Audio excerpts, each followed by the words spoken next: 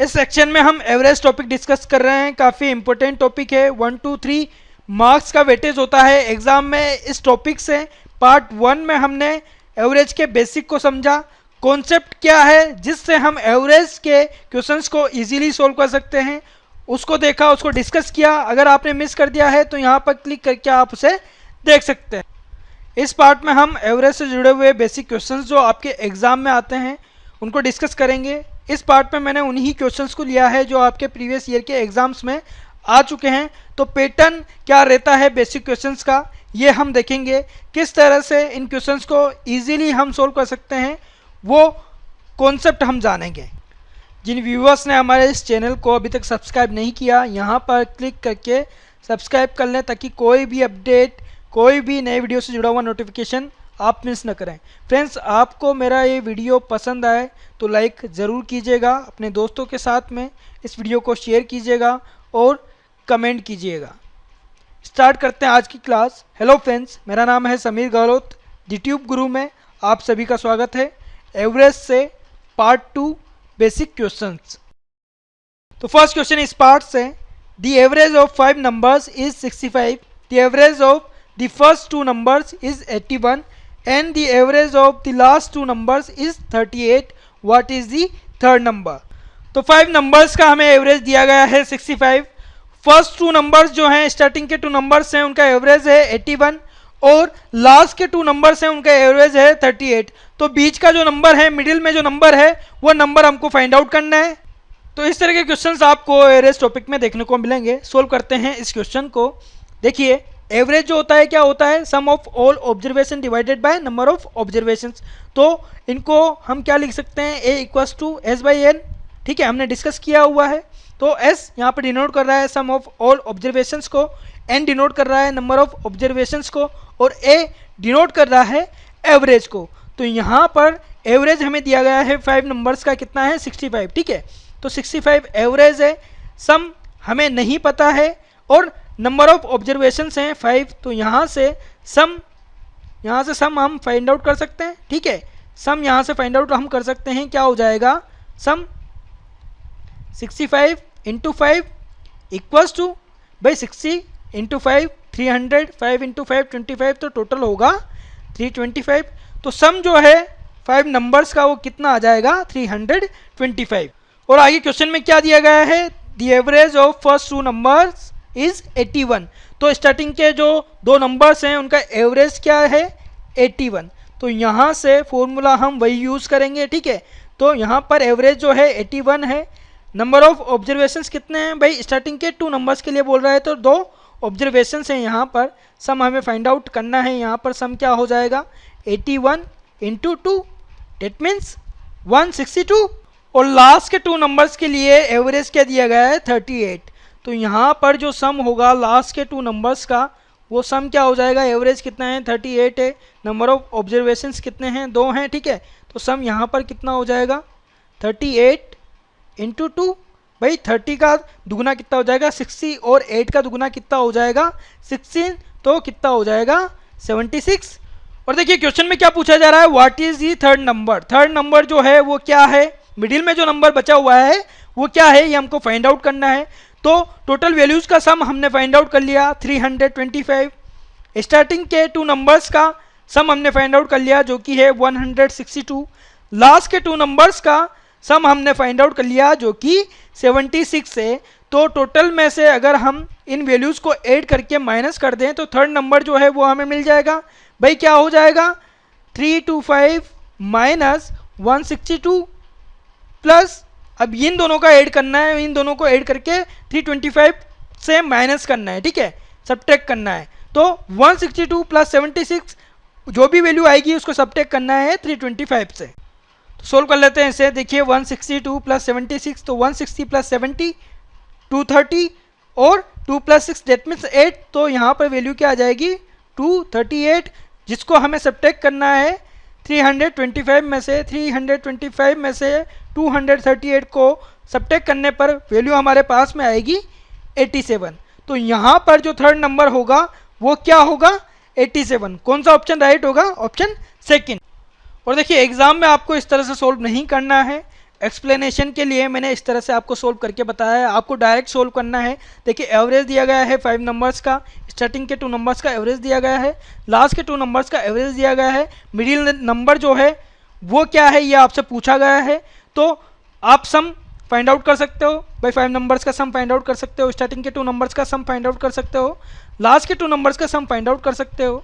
तो ईजिली आप क्या करें, 65 into 5 minus 81 into 2 minus 38 into 2 कितना हो जाएगा, 65 इंटू 5 325 माइनस 81 इंटू 2, 81 इंटू 2 कितना हो जाएगा 162, 38 इंटू 2 कितना हो जाएगा 76, और इसको सोल्व करने पर क्या हो जाएगा 325 माइनस 162 माइनस 76, तो इनको ऐड आप करेंगे तो 238 आएगा, और इसको सोल्व करने पर वैल्यू आ जाएगी 87। तो आपको सिर्फ 2 स्टेप में सोल्व कर देना है।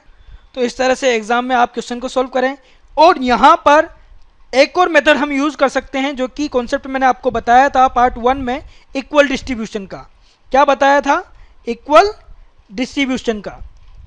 उसको हम यहाँ पर अप्लाई कर सकते हैं, और किस तरह से इस क्वेश्चन को सोल्व कर सकते हैं वो हम देखते हैं। देखिए 5 वैल्यूज़ हैं यहाँ पर, 5 नंबर्स हैं, मान लीजिए वो नंबर्स हैं V, W, X, Y और Z। क्या नंबर्स हैं, V, W, X, Y और Z, 5 नंबर्स हैं अलग अलग, ठीक है। अब अलग अलग नंबर्स हैं, हम अभी कह नहीं सकते क्योंकि हमें नहीं बताया गया वो नंबर्स क्या क्या हैं, बट एवरेज हमें दिया गया है, ठीक है।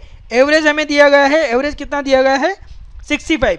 तो हर एक के पास में इक्वल डिस्ट्रीब्यूशन को यूज करते हुए हम ये मानेंगे, हमारी अंडरस्टैंडिंग ये होगी कि हर एक के पास में जो नंबर है, हर एक जो नंबर है वो कितना है 65 है। हर एक नंबर जो है वो कितना है 65 है। इसको इजीली समझने के लिए आप एज्यूम करें ये जो अल्फ़ाबेट हैं V, W, X, Y और Z, ये पर्सन्स हैं जिन्हें एक अमाउंट हमें देना है, एक अमाउंट हमें देना है। ये अमाउंट कितना दे रहे हैं 65 का, अमाउंट कितना दे रहा है हर एक पर्सन 65 का, ठीक है। इसको इजीली समझने के लिए आप कुछ इस तरह से एज्यूम करें। फर्स्ट 2 नंबर्स का जो एवरेज है वो कितना दिया हुआ है 81 है, ठीक है। फर्स्ट 2 नंबर का जो एवरेज है वो कितना दिया हुआ है 81 है। अब यहाँ पर ये हमें 65 दे रहे हैं, लेकिन एक्चुअल में हमें इनसे कितना लेना था भाई, दोनों से 81 लेना था, दोनों से 81 लेना था। तो यहाँ पर हमारा लॉस हो रहा है, ठीक है। लॉस कितना हो रहा है 81 माइनस 65, डेट मीन 16 का, एक से 16 का लॉस हुआ, इससे भी 16 का लॉस हुआ, तो टोटल लॉस कितना हो गया 32 का लॉस हो गया, ठीक है। इससे एक्चुअल में हमें 81 लेना था, बट ये कितना दे रहे हैं 65 दे रहे हैं, तो लॉस कितना हो गया 32 का। अब बात करें लास्ट 2 नंबर्स की, तो उनका एवरेज क्या है 38 है, ठीक है। तो इनसे हमें 38 लेना था, इनसे हमें कितना अमाउंट लेना था 38 लेना था, बट ये कितना दे रहे हैं 65 दे रहे हैं, बट ये कितना दे रहे हैं 65 दे रहे हैं। तो यहाँ पर हमारा प्रॉफिट होगा, भाई हमें कम अमाउंट लेना था बट ये हमें ज़्यादा अमाउंट दे रहे हैं, तो प्रॉफिट होगा 65 माइनस 38 कितना हो जाएगा 27। अब एक पर्सन से 27 का प्रॉफिट है, तो इससे भी 27 का प्रॉफिट होगा, भाई इसको भी 38 देना था, लेकिन ये दे कितना रहा है 65, तो 27 प्लस 27 कितना हो जाएगा 54 हो जाएगा। तो हमारा प्रॉफिट कितने का हुआ 54 का। अब यहाँ पर टोटल प्रॉफिट को हम देखें तो प्रॉफिट कितना हुआ है 2, और यहाँ पर कितना आ जाएगा 2, ठीक है। तो 22 का प्रॉफिट हमें हुआ है। अब इस प्रॉफिट को हमें ले जाना नहीं है, यहाँ पर इक्वल करना है। हम क्या कौन सा कॉन्सेप्ट यूज कर रहे हैं, इक्वल डिस्ट्रीब्यूशन का। तो हमें इस अमाउंट को अलग नहीं रखना है, यहाँ पर हमें इसको बराबर करना है। तो एक ही एक्स पर्सन बचा हुआ है जिसके पास में 65 है, तो इससे हमें कुछ लेना नहीं है, भाई नहीं बोला गया है कुछ भी, तो इससे हमें कुछ लेना नहीं है। तो ये जो अमाउंट है ये इसमें ऐड होगी, ये जो अमाउंट है इसमें ऐड होगी, ऐड होने पर कितना हो जाएगा 5 + 2 डेट मीन 7, और 6 + 2 8, तो वैल्यू क्या हो जाएगी 87। तो यहाँ से हमें रिजल्ट मिल गया, भाई थर्ड नंबर जो है वो कितना है 87 है। तो इक्वल डिस्ट्रीब्यूशन को यूज करते हुए भी हम आंसर्स को फाइंड आउट कर सकते हैं। और ये जो स्टेप है इस तरह से आपको एग्जाम में लिखना नहीं पड़ेगा, आप सिर्फ एज्यूम करते हुए इन कैलकुलेशंस को माइंड में सोल्व कर सकते हैं। भाई आपका स्टार्टिंग 2 वैल्यूज में लॉस कितना हुआ 32 का, लास्ट की 2 वैल्यूज़ में प्रॉफिट कितना हुआ 54 का, और इनको माइंड में ही कैलकुलेट करके आप डिफरेंस फाइंड आउट कर सकते हैं। और उस डिफरेंस को क्या करना है, बस थर्ड नंबर जिसका एवरेज हमें टोटल एवरेज 65 दिया गया था उसके साथ में ऐड कर देना है, नंबर आपको वो मिल जाएगा। कौन सा ऑप्शन हमारा राइट होगा, ऑप्शन सेकंड 86। हो सकता है ये जो कॉन्सेप्ट है स्टार्टिंग में थोड़ा सा आपको डिफिकल्ट लगे समझने में, बट जब आप एक बार इसको समझ लेंगे तो इजीली एवरेज से जुड़े हुए क्वेश्चंस को सोल्व कर पाएंगे। अब नेक्स्ट क्वेश्चन को डिस्कस करते हैं। Question number 2, Kamlesh bought 65 books for rupees 1050 from one shop and 50 books for rupees 1020 from another. What is the average price he paid per book? तो क्वेश्चन में हमसे बोला गया है कमलेश ने कुछ बुक्स खरीदी हैं, भाई 65 बुक्स खरीदी हैं जिसके लिए उसने पे किया है 1050 रुपीज़, और अदर शॉप से उसने 50 बुक्स खरीदी हैं जिसके लिए पे किया है उसने 1020। और हमसे ये पूछा जा रहा है एवरेज प्राइस ही पेड पर बुक, मतलब पर बुक के लिए, ईच बुक के लिए जो प्राइस होगी वो प्राइस क्या होगी ये हमको बतानी है। और देखिए एवरेज क्या होता है, sum of all observations divided by number of observations. तो यहाँ पर हमें एवरेज फाइंड आउट करना है प्राइस पर बुक के हिसाब से, ठीक है। तो न्यूमरेटर में वैल्यू कौन सी आएगी, प्राइस की वैल्यू आएगी, और डिनोमिनेटर में जो वैल्यू आएगी वो बुक्स की वैल्यू आएगी। और एवरेज होता क्या है, sum of all observations divided by numbers. तो यहाँ पर सम क्या दिया हुआ है, देखिए 65 बुक्स के लिए कितना पे किया गया है, टोटल जो पे किया गया है 65 बुक्स के लिए वो है 1050, और 50 बुक्स के लिए पे किया गया है 1020। तो टोटल कितना हो जाएगा 1050 प्लस 1020, तो टोटल यहाँ पर ये हो जाएगा कितना 2070। और डिवाइड किससे करना है भाई, नंबर ऑफ ऑब्जर्वेशंस, तो नंबर ऑफ बुक्स कितनी है, ठीक है। हमें एवरेज किस तरह से फाइंड आउट करना है, प्राइस पर बुक के हिसाब से, ठीक है, प्राइस पर बुक के हिसाब से। तो प्राइस यहाँ पर टोटल कितनी हो गई 2070, और टोटल बुक्स कितनी होंगी 65 प्लस 50, ठीक है। 65 एक शॉप से ली और 50 बुक्स अदर शॉप से ली, तो 65 प्लस 50 कितनी हो जाएंगी 115। तो 2070 को 115 से डिवाइड करने पर एवरेज वैल्यू हमें मिल जाएगी, प्राइस पर बुक हमें मिल जाएगी। तो इसको सोल्व कर लेते हैं। देखिए 23 से 115 डिवाइड होगा 5 टाइम, 207 डिवाइड होगा 9 टाइम, तो 2070 डिवाइड होगा 90 टाइम।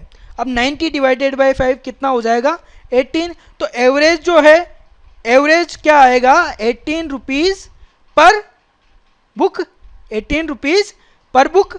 यही एवरेज हमको फाइंड आउट करना था भाई, प्राइस पर बुक हमें फाइंड आउट करना था। तो पर बुक के लिए जो प्राइस होगी वो कितनी होगी 18 रुपीज़। तो कौन सा ऑप्शन राइट है यहाँ पर, ऑप्शन 4 18 रुपीज़। अब नेक्स्ट क्वेश्चन लेते हैं, question number 3, the average age of the family of 5 members is 24। If the present age of youngest member is 8 years, then what was the average age of the family at the time of the birth of the youngest member। तो question कुछ ऐसे है, एक family है जिसमें 5 members हैं, उनका average हमें दिया गया है 24। प्रेजेंट एज जो है सबसे छोटे मेंबर की, सबसे छोटा जो है उम्र में उसकी एज है 8 years की, और हमसे ये बोला गया है उसके बर्थ के टाइम पर, जो सबसे छोटा है एज में उसके बर्थ के टाइम पर जो एवरेज है फैमिली का वो एवरेज क्या रहा होगा, ये हमसे पूछा जा रहा है। और फ्रेंड्स ये जो क्वेश्चन है इसको आप बिना पेपर वर्क किए सोल्व कर सकते हैं, इक्वल डिस्ट्रीब्यूशन से। तो बिना पेपर वर्क किए आप इस क्वेश्चन को सोल्व कर पाएंगे तो टाइम आपका बच जाएगा। तो मैं यहाँ पर उस एक्सप्लेनेशन को बताता हूँ, उसके लिए मुझे पेपर वर्क करना पड़ेगा, बट एग्ज़ाम में आपको ये पेपर वर्क नहीं करना है, माइंड में कैलकुलेशन करनी है और इस क्वेश्चन को सोल्व करना है। मान लीजिए जो 5 मेंबर्स हैं वो हैं V, W, X, Y और Z, और एवरेज एज जो दी गई है वो कितनी है 24, ठीक है। एक्चुअल एज इनकी अलग अलग होंगी, किसी की कम होगी किसी की ज़्यादा होगी, बट एवरेज जो दिया गया है वो कितना दिया गया है 24। तो हम ये मानकर चलेंगे जो पांचों मेंबर्स हैं इनकी जो एज है वो कितनी है 24 ईयर्स, कितनी है 24 ईयर्स। अब आगे क्वेश्चन में क्या कहा गया है, if the present age of youngest member is 8 years. जो प्रेजेंट एज है यंगेस्ट मेंबर की, सबसे छोटा है जो उम्र में, उसकी एज है 8 ईयर्स की, तो उसके बर्थ के टाइम पर एवरेज क्या रहा होगा फैमिली का, ये हमसे पूछा जा रहा है। अब बर्थ के टाइम पर डेट मीन्स 8 साल पहले, ठीक है, 8 साल पहले, तो सभी में जो एवरेज है 24 का, भाई सभी की एज कितनी है 24 है, तो सभी की एज में हमें 8 ईयर्स को सब्ट्रैक्ट करना होगा, तब जाके उस टाइम पर जो एज रही होगी वो हमें मिलेगी, ठीक है। तो अभी सभी की एज कितनी है 24 ईयर्स, 8 साल पहले एज क्या रही होगी, भाई सभी की एज में से 8 माइनस करेंगे तो एज क्या आ जाएगी 16, भाई 24 माइनस 8 कितनी आ जाएगी 16 आ जाएगी। तो सभी की जो एज होगी वो कितनी आ जाएगी 16 आ जाएगी। बट बर्थ के टाइम पर जो यंगेस्ट मेंबर है अभी उसकी एज है 8 ईयर्स, पर बर्थ के टाइम पर उसकी एज 0, ठीक है, 1 ईयर कंप्लीट नहीं होगा, डेट मीन्स हम मान सकते हैं 0, तो वहाँ पर एज 0 होगी। बट एवरेज अगर हम करके देखें, जैसा मैंने कहा है अभी 24 है, बट सभी की अलग अलग रही होगी, बट एवरेज 24 आया है तो सभी की हम 24 मान रहे हैं। इसी तरीके से उस टाइम पर भी एज सभी की अलग अलग आई होगी, बट जो एवरेज आएगा, एवरेज कितना आएगा 16, ठीक है, एवरेज कितना आएगा 16 आएगा। तो यहाँ पर जो आंसर होगा वो कितना होगा 16 year, that means option second. तो ये जो पेपर वर्क है इसको आपको करने की ज़रूरत नहीं है, इजीली आप माइंड में कैलकुलेट करके 8 साल पहले जो एवरेज एज रही होगी उसे फाइंड आउट कर सकते हो। अगर आपको इक्वल डिस्ट्रीब्यूशन का ये जो कॉन्सेप्ट है समझ में नहीं आया तो आप नॉर्मल प्रोसीजर जो है, जिस तरह से हम एवरेज फाइंड आउट करते हैं फॉर्मूले का यूज़ करके, उस तरह से भी आंसर फाइंड आउट कर सकते हो। देखिए एवरेज यहाँ पर दिया गया है 24 और कितने परसेंट्स के लिए दिया गया है 5% के लिए दिया गया है, तो इनका जो सम है वो कितना आ जाएगा 24 इंटू 5, डेट मीन्स 120, कितना आ जाएगा भाई 20 इंटू 5 कितना होता है 100 होता है, 4 इंटू 5 20, तो 120 इनका टोटल आ जाएगा। और क्वेश्चन में हमसे पूछा गया है एवरेज एज 8 ईयर्स एगो, भाई 8 साल पहले एवरेज एज क्या थी ये हमसे पूछा गया है। तो हर एक मेंबर की एज में 8 ईयर्स हमें माइनस करना पड़ेगा, तो टोटल 5 मेंबर्स की एज में हमें कितना माइनस करना पड़ेगा 8 इंटू 5 कितना माइनस करना पड़ेगा 8 इंटू 5, डेट मीन्स -40, तो 120 माइनस 40 कितना हो जाएगा 80 हो जाएगा। तो 80 उस टाइम का सम था उनकी एज का, ठीक है, 8 साल पहले उनकी एज का सम कितना था 80 था। तो एवरेज अगर हमको फाइंड आउट करना है तो sum of all observation divided by number of observation, तो क्या हो जाएगा 80, और फैमिली के मेंबर कितने 5, तो 80 डिवाइडेड बाय 5 कितना आ जाएगा यहाँ पर वैल्यू 16, बाई 16 इंटू 5 कितना होता है 80 होता है, तो 80 को डिवाइड करेंगे 5 से, वैल्यू क्या आ जाएगी 16। तो उस टाइम पर जो एवरेज एज रही होगी पर पर्सन की वो कितनी थी 16। तो चूज़ आपको करना है कि एग्ज़ाम में आप किस मेथड को यूज़ कर रहे हैं। तो जिस मेथड से भी आपको टाइम कम लगे उस मेथड को आप यूज़ करें, क्योंकि टाइम अगर आप बचाते हैं तो क्वेश्चंस ज़्यादा अटेम्प्ट कर पाएंगे, क्वेश्चन ज़्यादा अटेम्प्ट कर पाएंगे तो आपका जो स्कोर है वो बढ़ेगा। अब नेक्स्ट क्वेश्चन डिस्कस करते हैं, question number 4। The total marks obtain by a student in physics, chemistry and mathematics together is 120 more than the marks obtain by him in chemistry. What are the average marks obtain by him in physics and mathematics together. तो यहाँ पर दिया गया है total marks जो हैं एक student के फिजिक्स केमिस्ट्री मैथ्स में, वो उसके जो केमिस्ट्री में मार्क्स हैं उनसे 120 ज़्यादा है, 120 ज़्यादा है। तो हमसे पूछा गया है एवरेज मार्क्स कितने होंगे फिजिक्स और मैथमेटिक्स के मिलाकर। तो क्वेश्चन बड़ा सिंपल है, इजीली आप इसको सोल्व कर सकते हो। देखिए जो मार्क्स का टोटल है फिजिक्स केमिस्ट्री मैथ्स का वो कितना है, केमिस्ट्री के मार्क्स से 120 ज़्यादा है, डेट मीन्स फिजिक्स और मैथमेटिक्स का जो मार्क्स है वो कितना होगा 120 होगा।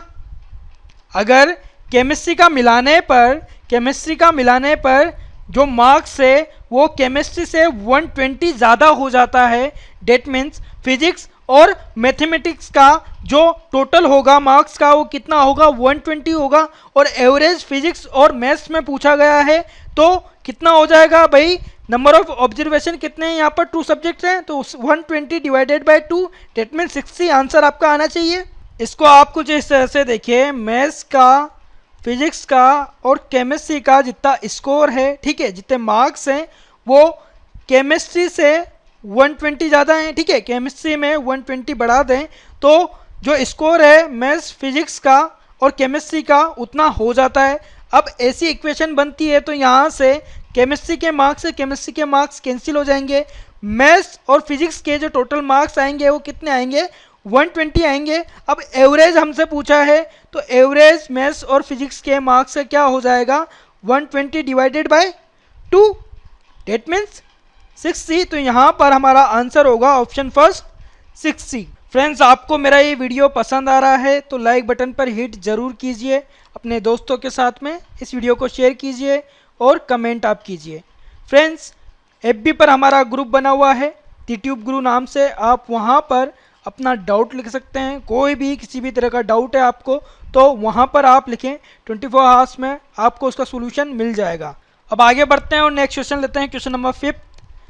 Sima's present age is 4 times her son's present age and 4/7 of her father's present age. The average of the present age of all three of them is 32 years. What is the difference between the Seema's son's present age and Seema's father's present age?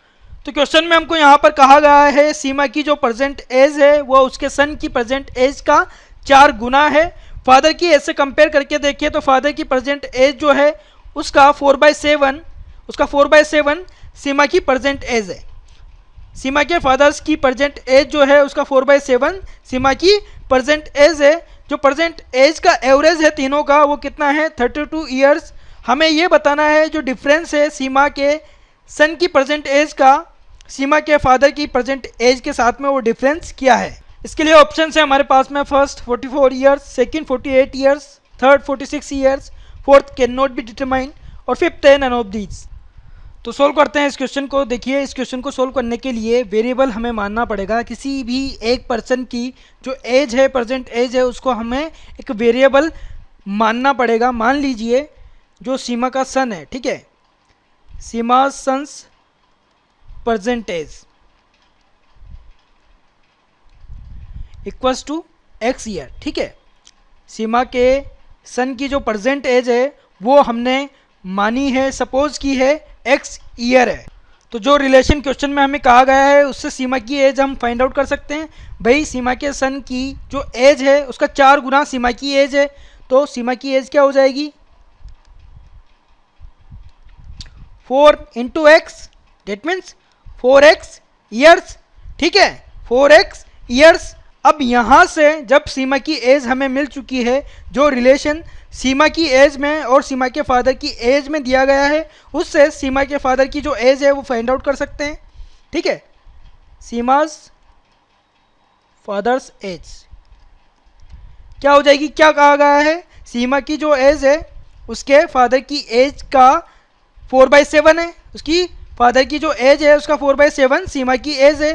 तो सीमा के father की as क्या हो जाएगी, सीमा की as का 7/4, सीमा की as का 7/4, तो 4x इंटू 7/4, 4 से 4 कैंसिल आउट हो जाएगा और यहाँ पर सीमा के फादर की जो एज है वो कितनी आ जाएगी, 7x। और तीनों ही पर्सन्स की एज का एवरेज हमें दिया गया है 32 ईयर्स। एवरेज क्या होता है, sum of all observation divided by number of observation. तो 32 इक्वल होगा भाई तीनों की ही एज का sum, that means x plus 4x plus 7x, ठीक है, तीनों ही ईयर्स में है, divided by number of observation, 3% है यहाँ पर तो डिवाइड होगा 3 से। इसको सोल्व करते हैं, क्या हो जाएगा, x plus 4x 5x, 5x plus 7x 12x हो जाएगा, इक्वल्स टू 32 इंटू 3, 30 इंटू 3 कितना हो जाएगा, 90, 2 इंटू 3 डेट मीन 6, तो 96 यहाँ पर आएगा, जिससे x की वैल्यू क्या आ जाएगी, 96 डिवाइडेड बाय 12, और यहाँ 96 डिवाइड होगा 12 से 8 टाइम, तो x की क्या वैल्यू आ गई, 8 आ गई। अब हमसे पूछा क्या जा रहा है, डिफरेंस पूछा जा रहा है, सीमा का जो सन है उसकी एज और सीमा के फादर की एज के बीच का डिफरेंस हमसे पूछा जा रहा है। तो सीमास फादर्स एज कितनी है, 7x, और सीमास सन्स प्रेजेंट एज कितनी है, x, तो इनका डिफरेंस कितना हो जाएगा, 6x, डिफरेंस कितना हो जाएगा, 7x minus x equals to 6x, और यहाँ से जो ईयर में वैल्यू होगी वो हम फाइंड आउट कर सकते हैं, क्यों, क्योंकि x की वैल्यू हमें पता है। तो 6 इंटू 8 कितना हो जाएगा, 6 इंटू 8 48 ईयर्स, कितना हो जाएगा, 48 ईयर्स। कौन सा ऑप्शन राइट है यहाँ पर, ऑप्शन सेकंड। तो इस तरह से इक्वेशंस बनाकर इस तरह के क्वेश्चंस को आप सोल्व कर सकते हैं। देखिए यहाँ पर एक लॉजिक यूज करके भी आप इस क्वेश्चन को सोल्व कर सकते हैं। इक्वली डिस्ट्रीब्यूशन हमने कॉन्सेप्ट समझा है, ठीक है। तो हर एक की एज, एवरेज एज कितनी दी हुई है 32 ईयर्स, तो हर एक की एज हम 32 ईयर्स मान सकते हैं, ठीक है। सीमा सन जो है उसकी एज 32 ईयर्स, सीमा की एज 32 ईयर्स और सीमास फादर उनकी एज भी 32 ईयर्स हम मान सकते हैं, ठीक है। अब क्या बोला गया है, सीमा की जो एज है उसके सन की एज की 4 गुना है। मान लीजिए सीमा की एज जो है 32 ईयर्स है, ठीक है। 32 ईयर्स है, हम आइडिया लगा रहे हैं, अभी कंफर्म नहीं कह सकते कि 32 ईयर्स है, सिर्फ आइडिया हम लगा रहे हैं कि उसकी जो एज है वो 32 ईयर्स है। अब उसके सन की जो एज है इससे 4 गुना कम होनी चाहिए। अगर सीमा की एज उसके सन से 4 गुना है तो सन की जो एज है सीमा से 4 गुना कम होनी चाहिए। तो 32 divided by 4 that means 8 years होनी चाहिए। कितनी होनी चाहिए, 8 ईयर्स होनी चाहिए। तो यहाँ पर एक्स्ट्रा कितना बच जाता है, 32 माइनस 8 24 एक्स्ट्रा है। अब ये 24 जो है किस में ऐड होगा, सीमा की फादर की जो एज है, एक तरह से एवरेज अभी 32 लिया है पर उसमें ऐड होगा, क्योंकि सीमा की एज हमने 32 मान ली है, उससे सन की जो एज आई है 8 ईयर्स आई है। अब एक्स्ट्रा जो बचा वो फादर की एज में ही ऐड होगा। तो 24 यहाँ पर ऐड होने पर यहाँ पर जो एज होगी वो कितनी हो जाएगी, 56 हो जाएगी। अब एक स्टेटमेंट तो हमने यूज कर लिया, अब सेकेंड स्टेटमेंट से हम ये देखेंगे कि यहाँ पर ये जो स्टेटमेंट है सेकेंड स्टेटमेंट उससे वो ट्रू हो रहा है या फिर नहीं, ठीक है। वो जो स्टेटमेंट है सेकेंड वो ट्रू हो रहा है या फिर नहीं। तो यहाँ पर बोला गया है फादर की जो एज है उसका 4/7 सीमा की एज है। तो फादर की एज क्या है 5/6, इसका 4/7 हम फाइंड आउट करते हैं क्या होता है। पर 56 डिवाइडेड बाय 7 कितना हो जाता है, 8 हो जाता है। 8 इंटू 4 कितना हो जाएगा 32। तो यहाँ पर सीमा की एज आ रही है, सीमा की एज हमने कितनी मानी है 32। तो 56 का 4/7 कितना आ रहा है 32 आ रहा है। तो सेकेंड स्टेटमेंट भी यहाँ पर ट्रू हो रहा है, इस वजह से सीमा की एज 32 ही होगी। अगर ये सेकेंड स्टेटमेंट ट्रू नहीं होता तो हम कह सकते थे सीमा की एज कुछ और होगी, फिर हमको इस तरह से सोल्व करना पड़ता। पर यहाँ पर एक आइडिया, एक लॉजिक हमने लगा लिया है, उससे 32 सीमा की एज आ गई है। सन की जो एज है वो 8 ईयर है और फादर की जो एज है वो कितनी है 56 है। डिफरेंस किन के बीच में पूछा गया है, सीमा के फादर के और सीमा के सन के एज के बीच में डिफरेंस पूछा गया है। तो कितना आ जाएगा 56 माइनस 8 डेट मीन्स 48 ईयर। तो इस मेथड को यूज़ करके आप कितना जल्दी अपने आंसर को फाइंड आउट कर लेते हैं। हाँ ये बात ज़रूर है, अगर सेकंड स्टेटमेंट ट्रू नहीं होता है, यहाँ पर सेकंड जो स्टेटमेंट दिया गया है सीमा और सीमा के फादर की एज के बीच में, अगर वो ट्रू नहीं होता तो हम ये नहीं कह सकते थे सीमा की जो एज है 32 ईयर्स है, और उसको फाइंड आउट करने के लिए फिर हमको ये मेथड यूज़ करना पड़ता। बट इसको करने से आपका कितना टाइम बच जाता, ठीक है, इससे करने से आपका कितना टाइम बच जाता, पेपर वर्क आपको कम करना पड़ता और इजीली आंसर आप फाइंड आउट कर सकते थे। अब नेक्स्ट क्वेश्चन लेते हैं, question number 6। The mean temperature of Monday to Wednesday was 37 degree centigrade and of Tuesday to Thursday was 34 degree centigrade. If the temperature on Thursday was 4/5 that of Monday then what was the temperature on Thursday. तो देखिए यहाँ पर एक word दिया गया है mean, इसका मतलब भी एवरेज ही होता है, ठीक है। तो the average temperature of Monday to Wednesday was 37 degree. Monday से लेकर वेडनेसडे का जो टेम्परेचर दिया गया है एवरेज टेम्परेचर वो कितना दिया गया है 37 डिग्री। और कहा गया है ट्यूसडे से लेकर थर्सडे को जो मेज़र किया एवरेज टेम्परेचर वो कितना आया 34 डिग्री सेंटीग्रेड। और हमसे ये भी कहा गया है साथ में थर्सडे का जो टेम्परेचर है वो मंडे का 4/5 है, मंडे का 4/5 है। और हमें यहाँ पर बताना है जो टेम्परेचर था थर्सडे का वो क्या था। तो सोल्व करते हैं इस क्वेश्चन को। देखिए मंडे से लेकर वेडनेसडे का एवरेज टेम्परेचर दिया गया है 37 डिग्री। तो मंडे से लेकर वेडनेसडे तक टोटल टेम्परेचर कितना हो जाएगा, मंडे का, ट्यूसडे का और वेडनेसडे का टोटल टेम्परेचर कितना हो जाएगा भाई। एवरेज 37 डिग्री है, डेट मीन्स हम ये मान सकते हैं हर एक दिन टेम्परेचर 37 डिग्री रहा होगा। तो 37 degree plus 37 degree plus 37 degree that means मैं कह सकता हूँ 3 इंटू 37 कितना हो जाएगा 111 डिग्री सेंटीग्रेड। और इसी तरीके से हमें टेम्परेचर दिया गया है ट्यूसडे से लेकर थर्सडे का एवरेज टेम्परेचर है 34 डिग्री सेंटीग्रेड। तो ट्यूसडे से लेकर थर्सडे तक टोटल ट्यूसडे, वेडनेसडे और थर्सडे का टोटल जो टेम्परेचर है वो क्या हो जाएगा 3 इंटू 34, 3 इंटू 30 कितना हो जाएगा 90 और 3 इंटू 4 12, तो टोटल कितना आ जाएगा 102 डिग्री सेंटीग्रेड। तो यहाँ पर दो इक्वेशंस हैं हमारे पास में और कुछ वेरिएबल सेम है, तो इनको मैं इक्वेशंस को नंबर देता हूँ, इक्वेशन 1 और इक्वेशन 2। तो इक्वेशन 1 में से इक्वेशन 2 को सब्ट्रैक्ट करने पर देखिए वैल्यूज़ क्या बच जाएंगी। सब्ट्रैक्ट करना है तो जो पॉजिटिव वैल्यूज़ है नेगेटिव हो जाएंगी, ठीक है। तो ट्यूसडे से ट्यूसडे कैंसिल हो जाएगा, वेडनेसडे से वेडनेसडे कैंसिल हो जाएगा। यहाँ पर क्या बच जाएगा Monday minus Thursday equals to 111 minus 102, that means यहाँ पर कितना बच जाएगा 9 डिग्री सेंटीग्रेड। अब यहाँ पर क्वेश्चन में हमसे क्या पूछा गया है, थर्सडे का जो टेम्परेचर था वो कितना था। तो यहाँ पर इस इक्वेशन से थर्सडे का टेम्परेचर किस तरह से हम फाइंड आउट कर सकते हैं, जब हमें मंडे का टेम्परेचर पता हो और मंडे और थर्सडे के बीच में एक इक्वेशन दी गई है, यहाँ पर एक रिलेशन दिया गया है। थर्सडे का जो टेम्परेचर है वो मंडे के टेम्परेचर का 4/5 है, मंडे के टेम्परेचर का 4/5 है। तो मंडे का जो टेम्परेचर होगा वो क्या होगा 5/4 ऑफ थर्सडे। थर्सडे का जो टेम्परेचर रहा होगा उसका 5/4, ठीक है। तो मंडे की जो वैल्यू आई है यहाँ पर थर्सडे के वेरिएबल के साथ में वो हम लिख देते हैं 5/4 TH minus TH equals to 9 degree centigrade, ठीक है। तो यहाँ पर कितना आ जाएगा 5/4 माइनस TH, तो 4 एलसीएम हम लेते हैं 5TH minus 4TH equals to 9 degree centigrade. तो इसको सोल्व करते हैं हम। तो थर्सडे का जो टेम्परेचर होगा वो क्या हो जाएगा 9 into 4 degree centigrade, that means कितना हो जाएगा 36 डिग्री सेंटीग्रेड। तो यहाँ पर राइट ऑप्शन है ऑप्शन सेकंड 36 डिग्री। अब बढ़ते हैं आगे क्वेश्चन नंबर 7 पर। 3 years ago the average age of A and B was 18 years while C joining them. Now the average becomes 22 years. How old in years is C now? तो question में हमको दिया गया है A और B की average age जो कि 3 साल पहले थी, ठीक है। 3 साल पहले जो उनकी एवरेज एज थी वो कितनी थी 18 ईयर्स। अब जब C उनको ज्वाइन करता है आज प्रेजेंट ईयर में, तो एवरेज एज जो है ए बी और सी की वो कितनी हो जाती है 22 ईयर्स। तो हमें यह बताना है सी की जो उम्र है एज है वो कितनी है। तो सोल्व कर लेते हैं इस क्वेश्चन को। देखिए 3 साल पहले जो सम रहा होगा एज का ए और बी की एज का 3 years ago sum of ages of A and B equals to कितना रहा होगा भाई 3 साल पहले एवरेज कितना था 18 था। तो हम ये मान सकते हैं ए की एज भी 18 ईयर, बी की एज भी 18 ईयर। तो टोटल कितना हो जाएगा सम कितना हो जाएगा 18 into 2 that means 36 years.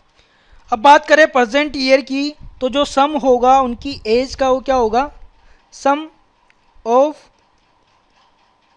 Present age of A and B equals to 36 plus कितना बढ़ जाएगा भाई हर एक के एज में 3 ईयर का इजाफा हुआ है, ठीक है।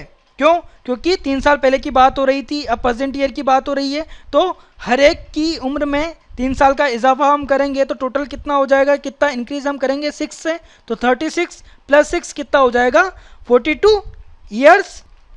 अब ए बी और सी की प्रेजेंट एज का सम जो है वो क्या होगा ये फाइंड आउट कर लेते हैं। Sum of present age of A B and C कितना हो जाएगा, एवरेज कितना दिया हुआ है 22 ईयर्स। तो हर एक की उम्र जो है 22 ईयर्स की है, तो 22 प्लस 22 प्लस 22 या फिर मैं कहूँ 3 इंटू 22 डेट मीन्स 66 ईयर्स। अब जबकि प्रेजेंट टाइम में ए बी सी तीनों की एज का सम हमें मिल चुका है, ए और बी का सम हमें पता है, तो सी की जो एज होगी वो फाइंड आउट हम कर सकते हैं। सी की एज क्या हो जाएगी 66 माइनस 42। भाई ए और बी की एज का सम कितना है 42 है, प्रेजेंट टाइम की मैं बात करूँ तो 66 माइनस 42 कितना हो जाएगा यहाँ पर 24 ईयर्स। तो सी की जो एज है वो कितनी आई है 24 ईयर्स। ऑप्शन फर्स्ट हमारा राइट आंसर। तो देखिए इस क्वेश्चन को हमने कुछ इस तरह से सोल्व किया स्टेप बाय स्टेप, देन उसके बाद में हमारा आंसर आया। तो इस क्वेश्चन को हम इक्वल डिस्ट्रीब्यूशन को यूज़ करके इजीली सोल्व कर सकते थे। किस तरह से, देखिए एवरेज हमें दिया गया है 3 ईयर्स, पहले का ए और बी की एज का एवरेज हमें दिया गया है कितना 18 ईयर्स। डेट मीन हम ये मान सकते हैं इक्वल डिस्ट्रीब्यूशन को कॉन्सेप्ट को यूज़ करते हुए जो दोनों की एज रही होगी 18 ईयर्स रही होगी। एक्चुअल में कुछ और होगा बट हम ये मान सकते हैं दोनों की एज 18 ईयर्स रही होगी। अब प्रेजेंट टाइम की बात करें तो इनकी जो एज का एवरेज रहेगा वो क्या हो जाएगा भाई, 3 साल पहले की एज की एवरेज की बात करें तो 18 ईयर्स था। अब प्रेजेंट ईयर की बात करें डेट मीन्स 3 साल हर एक की एज में इंक्रीज होगा। अब 3 साल हर एक की एज में इंक्रीज होगा डेट मीन्स एवरेज जो है 18 + 3 कितना हो जाएगा 21 हो जाएगा। भाई दोनों में इक्वली ऐड हुआ है, सेम अमाउंट ऐड हुआ है तो एवरेज भी बढ़ जाएगा, कितना हो जाएगा 21 ईयर हो जाएगा। ठीक है, अब ये प्रेजेंट टाइम की बात यहाँ पर हो रही है। एवरेज कितना है ए और बी के बीच में 21 ईयर्स का। और आगे कहा गया है जब सी ने ज्वाइन किया ए और बी को, ठीक है, तो एवरेज एज जो है वो कितनी हो गई 22 ईयर्स हो गई। प्रेजेंट ईयर की हम बात कर रहे हैं तो एवरेज एज कितनी हो गई 22 ईयर्स हो गई। तो हम ये मान सकते हैं हर एक की जो एज है वो कितनी हो गई 22 ईयर्स हो गई। अब यहाँ पर आप देखिए प्रेजेंट ईयर में ए और बी की एज की बात करें, एवरेज एज कितनी आ रही थी 21 ईयर्स आ रही थी।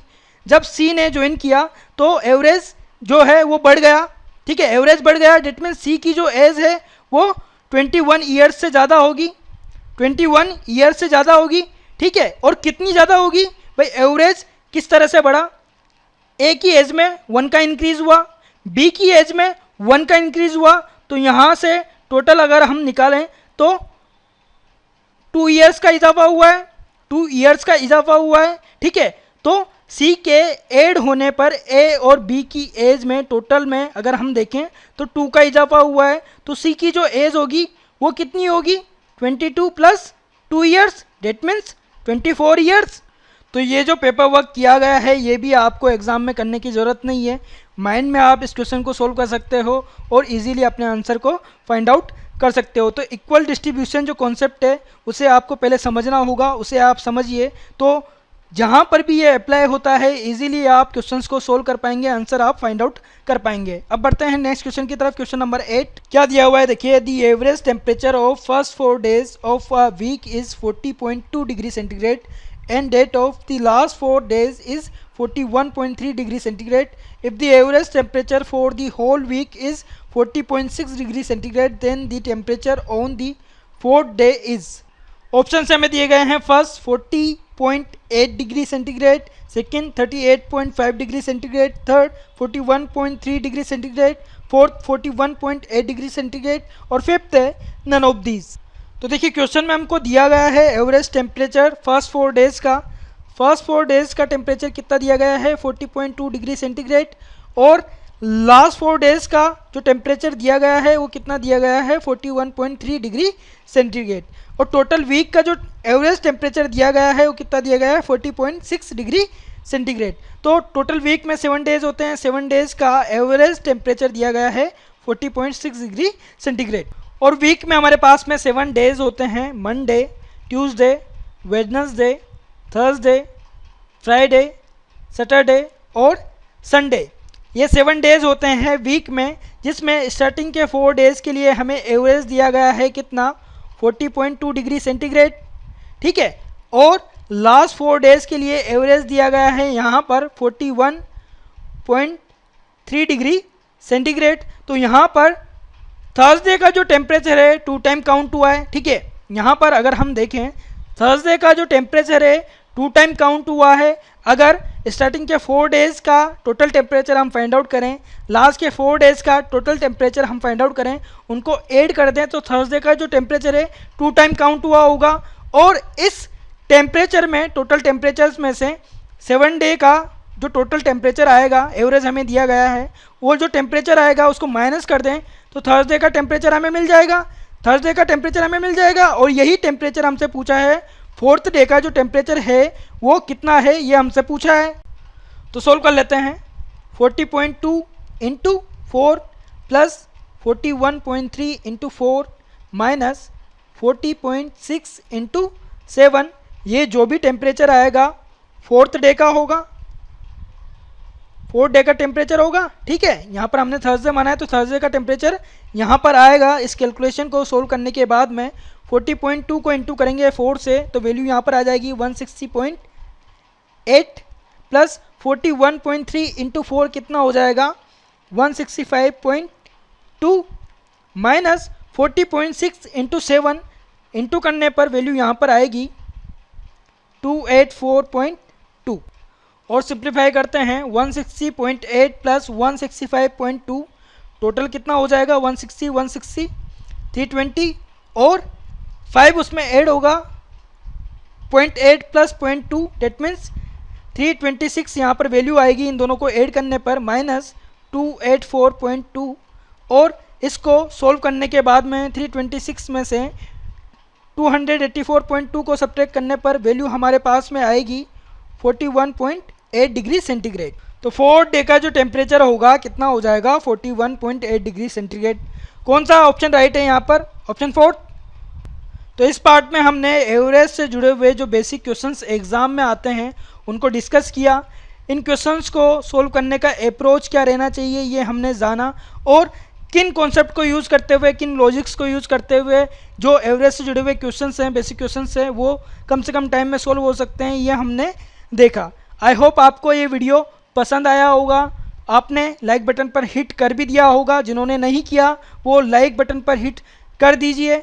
अपने दोस्तों को ये वीडियो शेयर कीजिएगा और कमेंट कीजिएगा ताकि मुझे पता चल सके आपको ये वीडियो कितना पसंद आ रहा है। जिन्होंने अभी तक हमारे इस चैनल को सब्सक्राइब नहीं किया है वो यहाँ पर क्लिक करके इस चैनल को सब्सक्राइब कर लें ताकि कोई भी नए वीडियो से जुड़ा हुआ नोटिफिकेशन आप मिस ना करें।